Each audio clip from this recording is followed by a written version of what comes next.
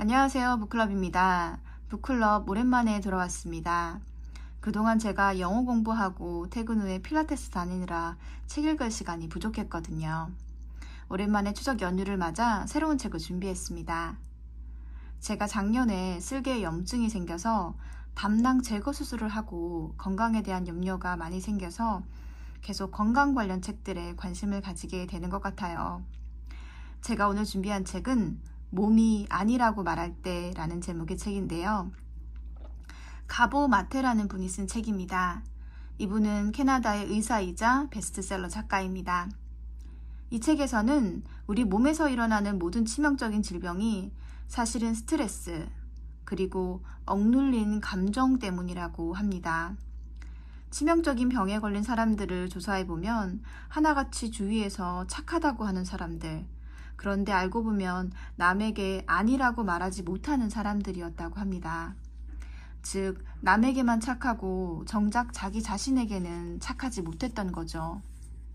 이 책에서 제가 낭독을 준비한 부분은 암에 걸리는 성격은 존재하는가 라는 부분입니다. 그런데 이 책이 번역이 좀 매끄럽지 못하게 되어 있어서요. 낭독하는데도 좀 매끄럽지 못한 부분이 있을 것 같아서 양해를 부탁드립니다. 그러면 낭독을 해드릴게요. 몸이 아니라고 말할 때 당신의 감정은 어떻게 병이 되는가? 성격 유형이 암을 발생시킨다고 말할 수는 없다. 하지만 분명 특정한 성격적 특성이 생리적 스트레스를 더 쉽게 유발하면서 암의 위험성을 증가시키기는 한다. 억압, 아니요 라고 말하지 못하는 태도, 자신의 화를 인식하지 못하는 일은 자기 감정을 표출하지도 못하고 욕구가 무시되고 친절을 베푸는 일이 악용되는 상황에 사람들을 빠뜨릴 가능성을 높인다. 그런 상황은 스트레스를 받고 있다는 사실을 의식하든 안 하든 간에 당사자에게 스트레스를 유발한다. 또한 그런 상황이 오랜 세월 동안 반복되고 중첩되면 항상성과 면역계가 손상될 가능성이 높아진다. 몸의 생리적 균형과 면역 방어 체계를 해침으로써 질병에 쉽게 걸리게 만들고 저항력을 감소시키는 주체는 성격 자체가 아니라 바로 스트레스다. 따라서 성격적 스트레스는 성격적 특성과 질병 사이의 연결고리인 셈이다. 특정한 성격적 특성, 다른 말로는 대처 방식이라고 표현할 수 있는데 이 만성 스트레스의 가능성을 증가시킴으로써 질병의 위험성을 높인다. 그런 특성을 지닌 모든 사람들의 공통점은 정서적 소통 능력이 줄어들어 있다는 것이다.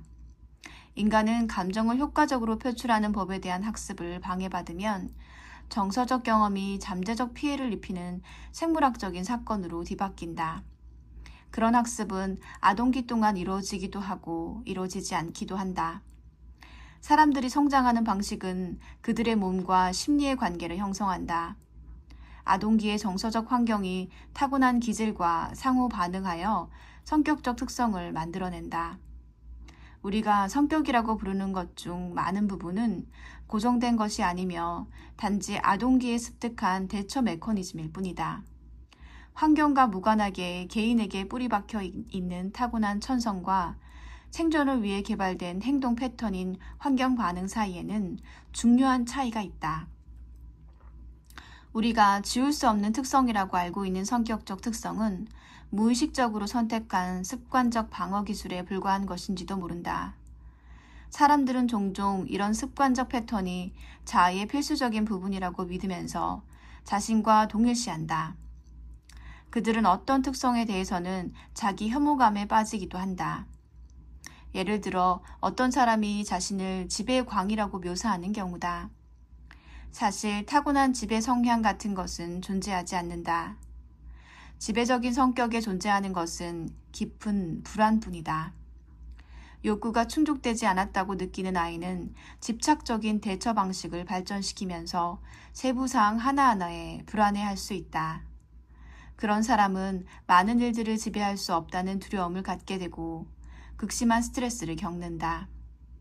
그런 사람은 무의식적인 차원에서 삶과 환경의 모든 양상들을 지배해야만 욕구 충족이 보장될 수 있다고 믿는다.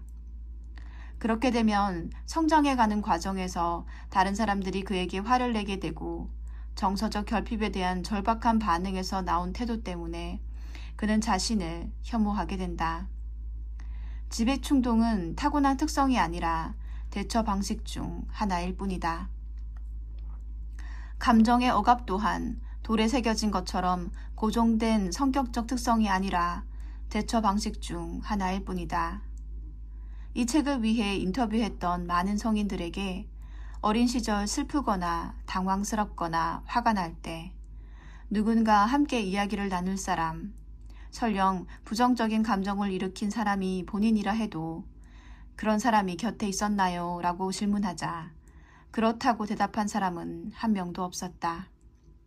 10년 동안의 완화 의료실 근무를 포함하여 4반세기 동안 임상의 활동을 하면서 나는 암 환자나 다른 만성 질병 환자 누구에게도 이 질문에 대해 그렇다는 대답을 들어본 적이 없었다. 수많은 아이들이 부모의 의도적인 위해나 학대 때문이 아니라 부모가 아이에게서 감지하는 불안, 화, 슬픔을 너무 두려워하고 있다는 이유 때문에 혹은 그저 너무 바쁘거나 피곤해서 아이들에게 관심을 쏟을 수 없다는 이유 때문에 이런 대처 방식에 길들여진다. 제 어머니와 아버지는 본인들이 행복해지기 위해 저를 필요로 했습니다. 라는 말은 수많은 사람들, 어른이 되어 스트레스를 겪고 우울증에 빠지고 신체적 질병에 걸리는 아이들을 평생 동안 억압 패턴에 빠지도록 훈련시키는 단순 공식이다.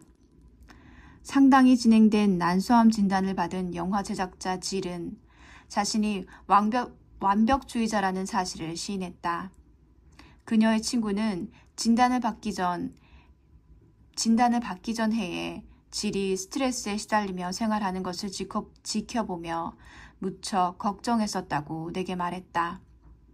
그 친구는 저는 그때 그에게 정신적인 피해 이상의 피해가 생길 수 있겠다고 생각했습니다. 라고 말했다. 3년 전쯤 질이 비디오를 찍는 합작 사업에 뛰어들었습니다. 그런데 제작사가 일을 제대로 못하면서 끔찍한 악몽이 시작되었습니다. 질에게 무슨 프로젝트든 완벽히 해치울 거라는 기대가 주어졌죠. 그 애는 일단 어떤 일을 맡기로 계약하면 수행의 질이 매우 높아야만 하는 사람입니다.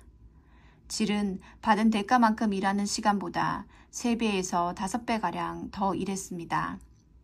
바로 그 사건이 질의 몸이 이제 더 이상 못 견디겠다고 말하게 된 계기였다고 저는 믿습니다.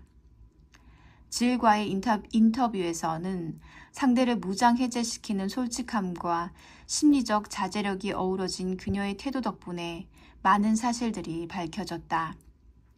질은 부모나 배우자와의 관계에서 스트레스가 많았다는 의미심장한 이야기를 했다. 물론 그녀는 그런 스트레스가 병이 발생하게 된 원인일 수도 있다는 사실은 전혀 인정하려 하지 않았다. 그녀는 50세의 나이였고 매우 조리가 있었고 모든 주제에서 복잡하게 얽힌 디테일들을 꼬치꼬치 파고드는 성향이었다. 나는 그녀의 그런 태도가 불안감을 떨치는 방식이라고 느꼈다. 그녀는 대화 중 잠시 말이 끊겨 정적이 흐를 때조차도 불편해 보였다. 첫 번째 만남 때 질은 항암 치료로 머리가 빠져 가발을 쓰고 있었다. 그녀는 결혼 생활 동안 스스로 어머니의 역할을 선택했다고 말했다. 남편 크리스가 신체를 무기력하게 만드는 급성 질환을 알았을 때 그녀는 어머니처럼 그를 걱정하며 헌신적으로 보살폈고 의사를 불렀고 매일 밤마다 간병했고 직장에 나가 일하던 동안에는 그가 간병을 잘 받을 것이라고 확신시켰다. 그러는 동안 내내 그녀는 전국 규모의 회의에 예정된 발표도 준비했고 전망 있는 영화 제작자들을 위해 저녁 스터디 그룹도 지도했다. 그녀는 회의를 하러 떠나기 전날 밤에도 그 그룹을 지도했으며 새벽 2시가 되어서야 짐을 꾸려 이른 아침 비행기를 타고 떠났다.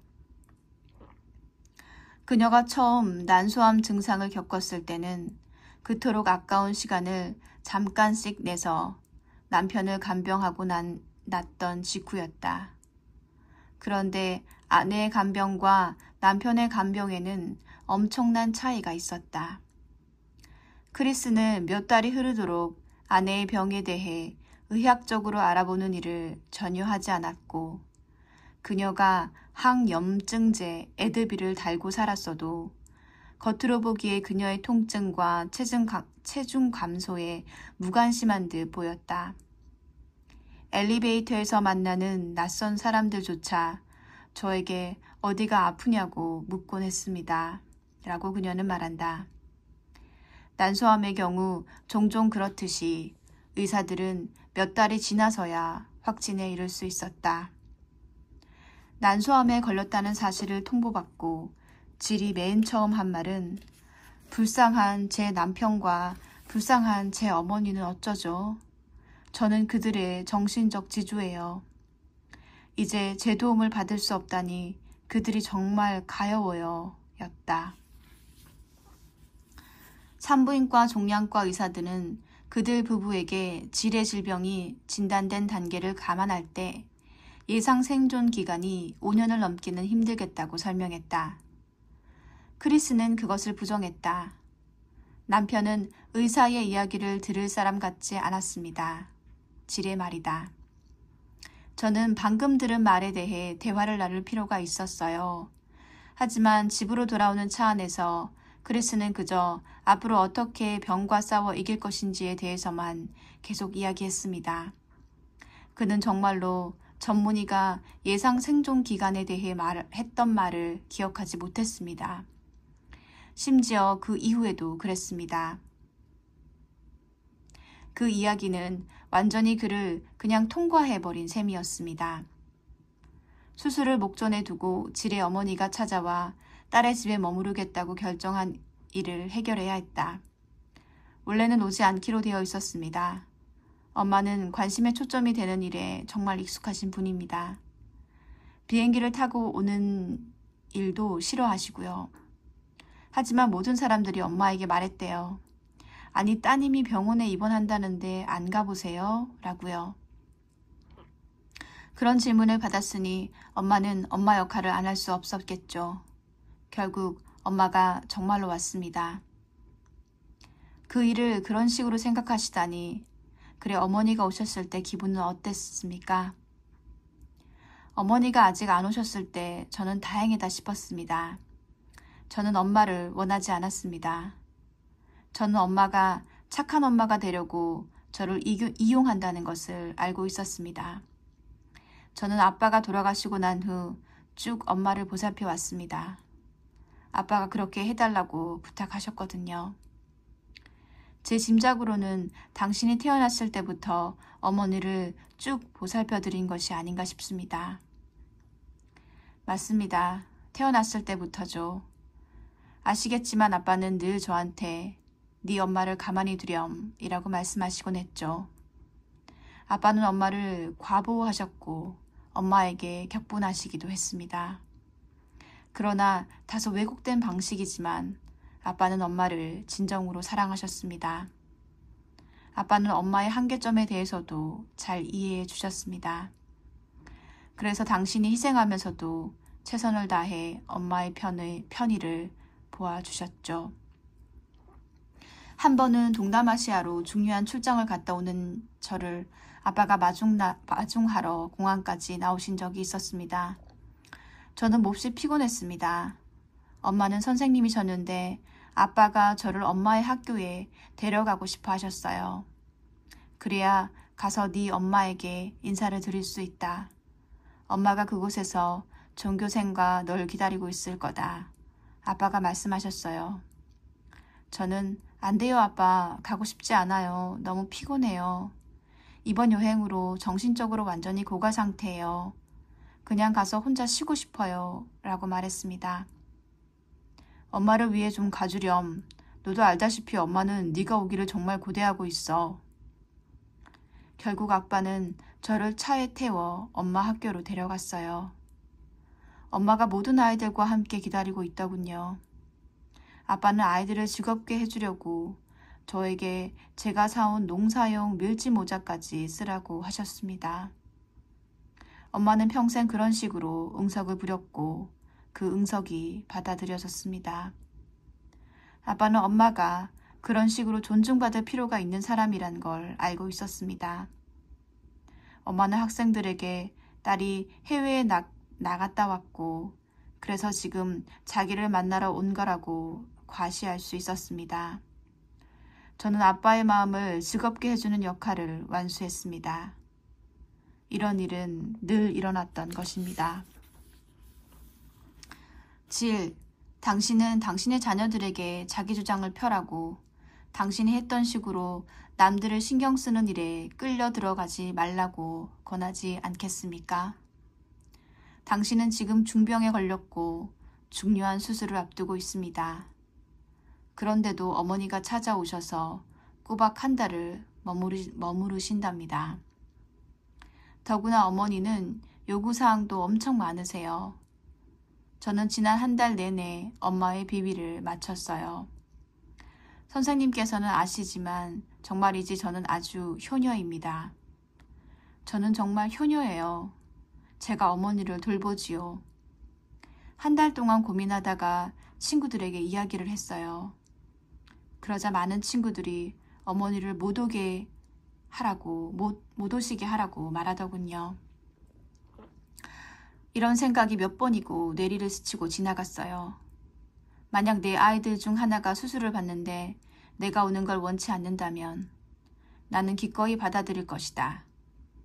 하지만 아이에게 가게 된다면 그저 불편해하지 않기만 바랄 것입니다. 제 엄마의 경우는 엄마를 보살피지 못하는 이유로 죄책감을 느끼고 비참한 마음이 든다면 그게 더 큰 스트레스일 것이라고 생각합니다. 어린 시절에 대한 질의 기억은 자신이 말을 고분고분 잘 듣는 아이가 아니라 반항적인 아이였다는 것이었다. 그때 저는 청소년기 때의 제 모습처럼 착한 아이가 아니었습니다. 아빠가 저 같은 아이를 낳지 않기를 바란다는 말씀까지 할 정도였습니다. 저는 부모님께 아주 성가신 아이였습니다. 10대 시절에는 주로 다루기 어려운 아이로 여겨졌고요. 대학교에 가서야 나아졌지요. 하지만 저는 학교가 싫었고 그래서 결혼을 했습니다. 전문직에 종사하는 남자하고요. 그러니 결과적으로는 부모님께 착한 딸이 된 셈입니다. 질의 어머니는 인터뷰가 진행된 이후인 작년에 돌아가셨습니다. 딸은 어머니가 돌아가신 이후에도 보살펴 드려야 할 필요가 있다고 느끼고 있었다. 그녀가 쓴 어머니의 부고 기사에는 난소암 수술을 받고 난 이후의 자신과 함께하기 위해, 즉 엄마가 자신을 간병해 주기 위해 그 먼 곳까지 여행을 떠나신 것이라는 칭송이 들어있었다. 감사합니다. 지금까지 몸이 아니라고 말할 때 당신의 감정은 어떻게 병이 되는가 낭독해드렸습니다.